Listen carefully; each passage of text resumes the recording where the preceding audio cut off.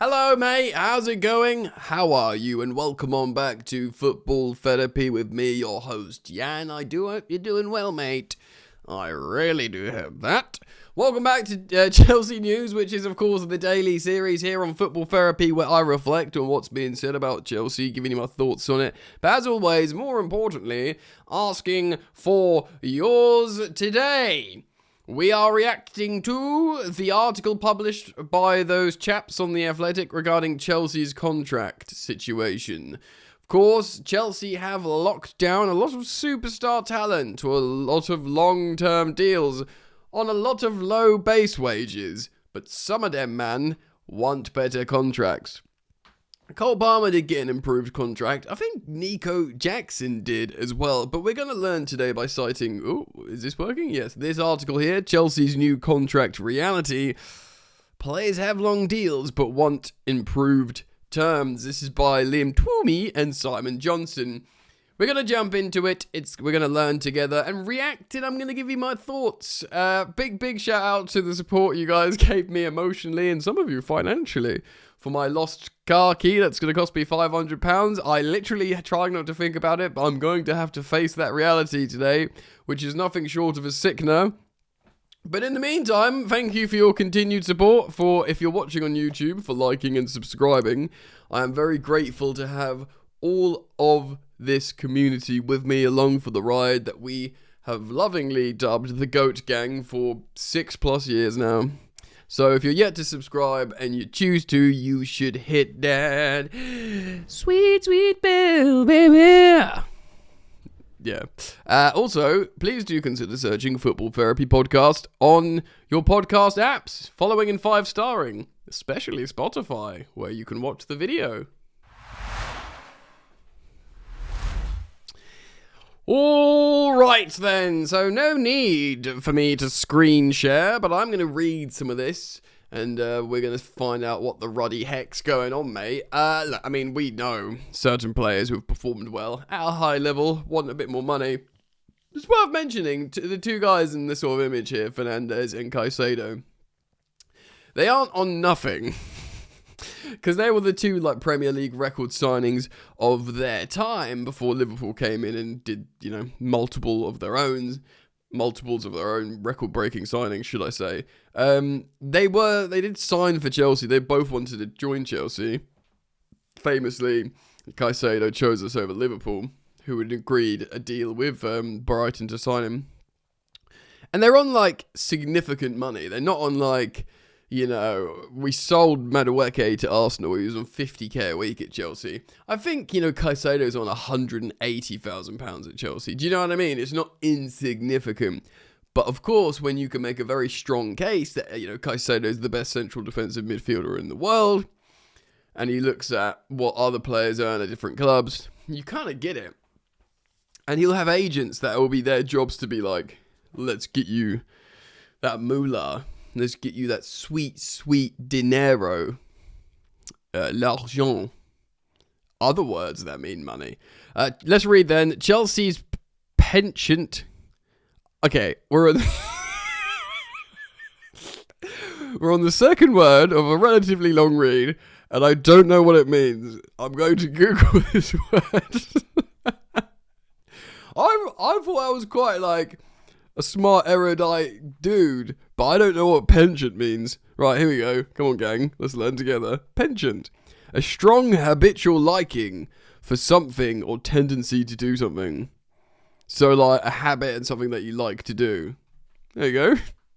I promise, or should I say, I hope, we won't have to do this for any other words in this article. Me. Chelsea's penchant for ultra-long player contracts is quietly becoming more fashionable in the Premier League. Yeah, everybody's copying. Man City made headlines in the world in January last year when Haaland put pen to paper signing a new 9.5-year deal that runs to June 2034, which is mental, by the way, because he wasn't even that young. They've signed him up to he's very, very old, making it the longest active player contract in the division. Most pertinently, and what's quite relevant in the Haaland deal, is he gets paid literally £500,000 a week. So not only has he got the longest contract in the division, he's the highest paid player. That financial obligation from Man City to Erling Haaland is of biblical proportions. When are they going to get done for them charges? Never. That alone would be written off as an exceptional commitment made to an exceptional player, but you look a little bit closer and there's other recent examples that catch the eye. Last summer, Liverpool signed both new marquee strikers, of course, Isak and Ekitike, to 6-year contracts, despite the fact that the Premier League and UEFA's financial regulations cap amortization thingamajiggy is to 5 years. Spurs did the same with Kudus and Matisse Tel.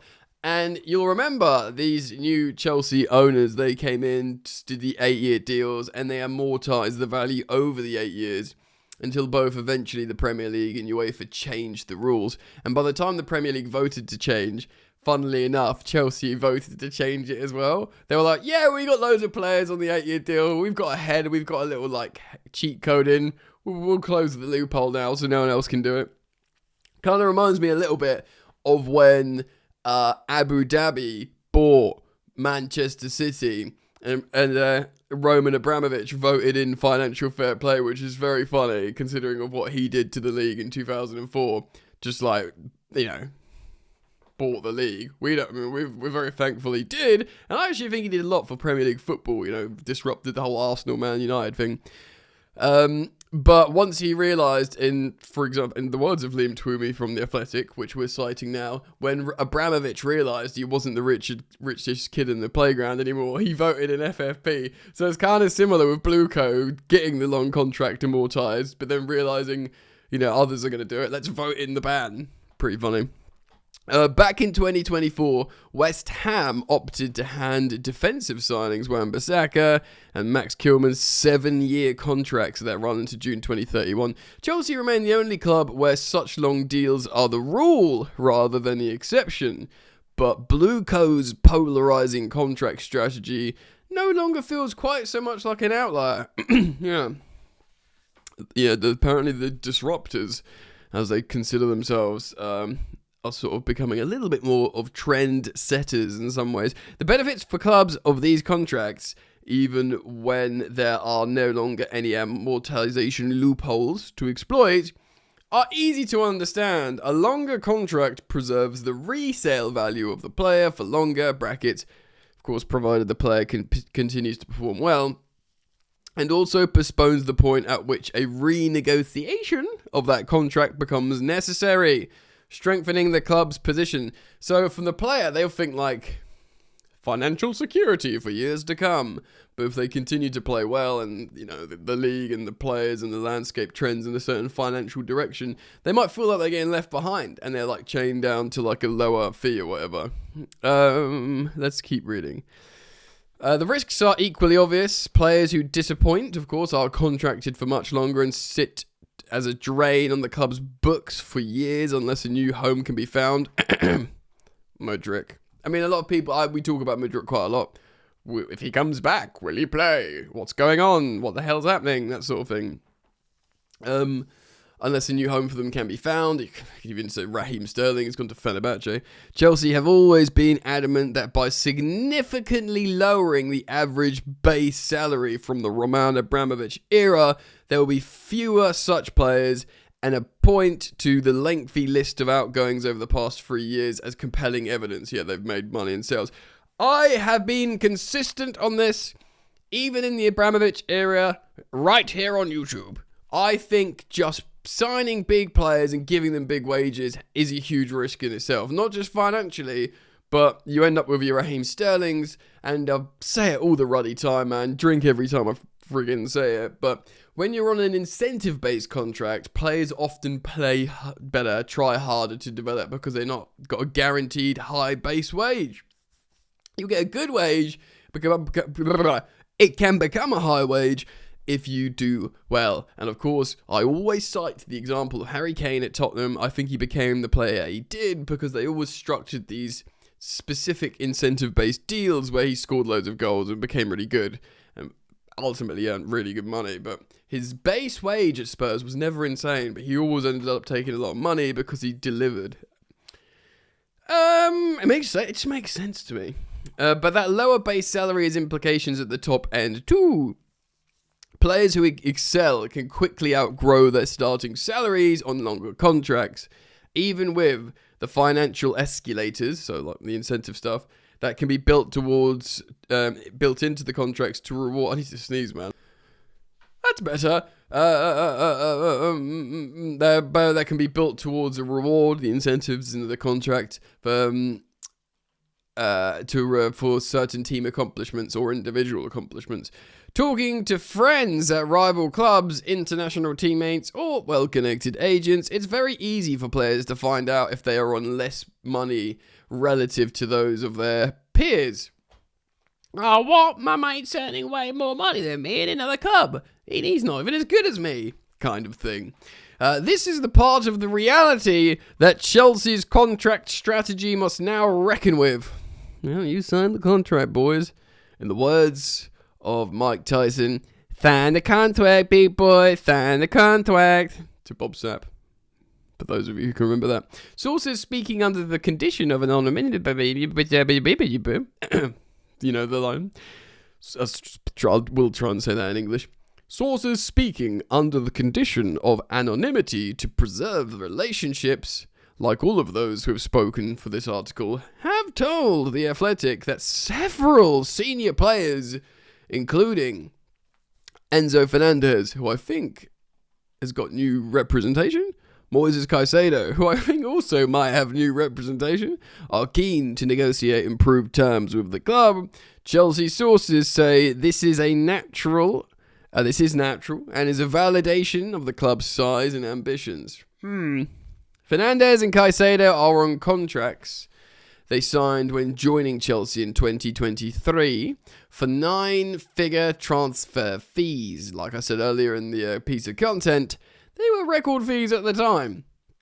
Both have since blossomed into key starters whose performances have justified the vast outlay, with Fernandez becoming vice-captain and Caicedo being voted club's player of the season last campaign. Indeed, he had an excellent season. Fernandez is committed to Stamford Bridge until 2032, and Caicedo's deal expires in 2031 with an option for a further year. So we've got them theoretically locked down to 2032, respectively. Both have recently changed agents. There you go. I knew it. I already knew it. Can only mean one thing. Well, it can mean two things. They want to leave Chelsea or they want new contracts. Let's hope it's the latter. Fernandez now represented by a new agency featuring former PSG star Javier Pastore. What a throwback. I swear he was playing for PSG not that long ago. And Caicedo being advised by his family. Colwill, whose current deal runs to 2029, with Chelsea retaining an option to trigger that to 2030, #Project 2030, is another who had established himself as a prime candidate for a new contract before the tear, of course, the ACL, in August, and made his recovery the priority, before he does negotiations, because he was looking like our best centre-back in a Conference League winning, Champions League qualifying, Club World Cup winning season. He's a leader as well. He speaks well. We all love Colwill, right? The Cobham graduate played the most minutes in Chelsea centre-backs in the last campaign and projects to be a regular fixture in the heart of defence again when he returns to fitness. You never really know, though, do you, after an ACL? I know these days you can return back and everything will be fine. Back in the day, you do your ACL and you just don't know what's going to happen after that. But, yeah, I mean, you sort of want to wait and see, don't you, with Colwill? Make it sense. On the current Chelsea first team squad, only captain Reece James, Marc Cucurella, Trevoh Chalobah, and Tosin Adarabioyo are in conventional positions for contract negotiations. All are set to be free agents in the summer of 2028, so 2 years. When we get to the summer, they'll all have 2 years left. Though Chalobah's deal has an option to extend to 2029. He's like the second oldest after Reece, I think. The Bluecoats' preference is generally to extend or sell rather than let any player go into the final 24 months of the contract. Yeah, we did hear when Blueco purchased Chelsea that they're one of their biggest criticisms of when analysing. I mean, arrived at Chelsea and said Chelsea have been run so poorly financially, which seems pretty rich considering how many years we have not had a front of shirt sponsor under them. But they did say one thing we never want to happen again is key players going on free contracts to Real Madrid and Barcelona, of course being represented by Tony Rudiger and Andreas Christensen. They were like, well, that can never happen to us again. So it sort of spooked him a little bit, and that's why they sell when they get, 2 years or less. I suppose kind of makes sense. Cucurella told the BBC in August that he'd agreed a new contract with Chelsea, which sources say is a salary bump without any additional years. I mean, I'm all for that. He said, it's been done. So Chelsea didn't do, any form of, announcement. But, I doubt Cucurella is just going to come out and lie and be like, I have a new deal. So, clearly he has. But I suppose if it's not an extension, Chelsea aren't going to do, a public service announcement. Hello, everyone. Just to let you know, we're giving Cucurella a bit more money. No extra extension on his deal, but we thought you all wanted to know. Be quite distasteful, I guess. His situation remains interesting to monitor, Cucurella, but it would be a surprise if James, considering his quality, improved availability, and status at Stamford Bridge, was not made a top priority. Yeah, absolutely. You want Reece James to retire at Chelsea, don't you? Really? That's what we want. So, how old is he? 26? Let's do a quick Google. The last Google here was the word penchant. Reece James. I say 26. Yeah, man. Not long 26 as well. In the winter. A couple months ago. So, you'd try and put him on, I don't know, a fresh 4+1 into his 30s.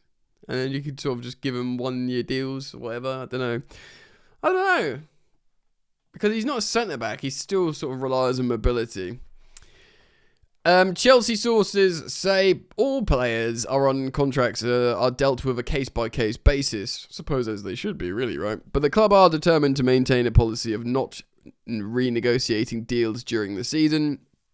Yeah, I can endorse that. Distractions, innit? Very much. You end up with a lot of chat and, heads turned elsewhere.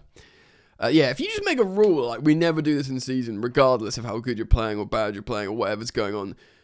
Just, no matter what, we will talk about this. We'll talk about this when class is ended, Meet me in my office, not while the season's going on. That kind of makes sense, right? This is intended to ensure focus remains on the pitch, but there's also a pragmatic logic to such a stance. Most of the contracts at Stamford Bridge are heavily incentivized with significant wage drops if the clubs, of course, don't qualify for the Champions League. And of course, next season's assured. Exactly that, man. Because if you were in the Champions League next season and the club makes more money, and what will give you more money? My voice gets high sometimes. If we're in the Champions League, you deserve a little bit more money because you've got your head down, you've knuckled down, and we've qualified for the UCL. Everyone wins.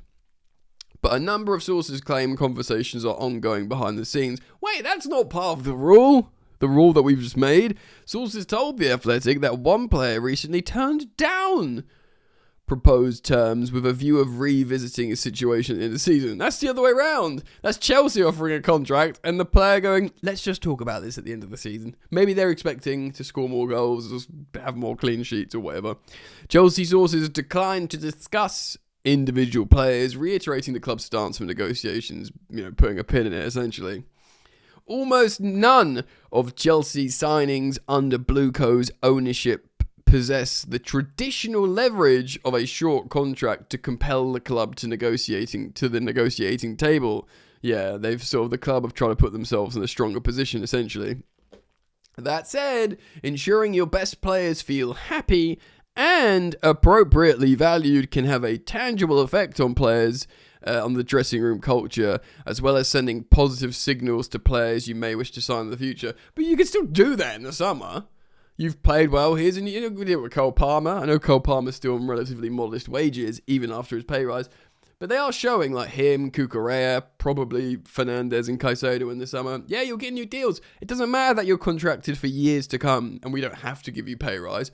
We will give you pay rises because we're nice guys. You should sign for Chelsea. You should sign for Chelsea.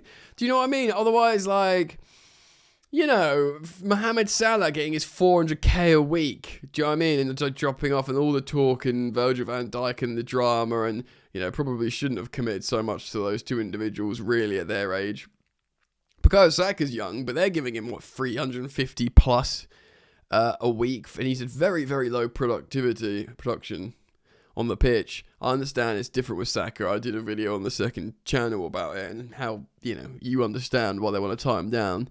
But, yeah, doing that, like, mid-season when the pressure's on to try and win the title, and I kind of get it, just wait until the summer. It makes sense all around. Chelsea set a precedent for doing it, just that, in 2024, when they rewarded Cole Palmer, like I just said, and Nico Jackson with new deals. The club believe their salaries are on par with the market, and their incentive-laden structure rewards players for good performances and creates a self-funding model. And like I said earlier, like Harry Kane, I think makes the players develop better. That's my opinion.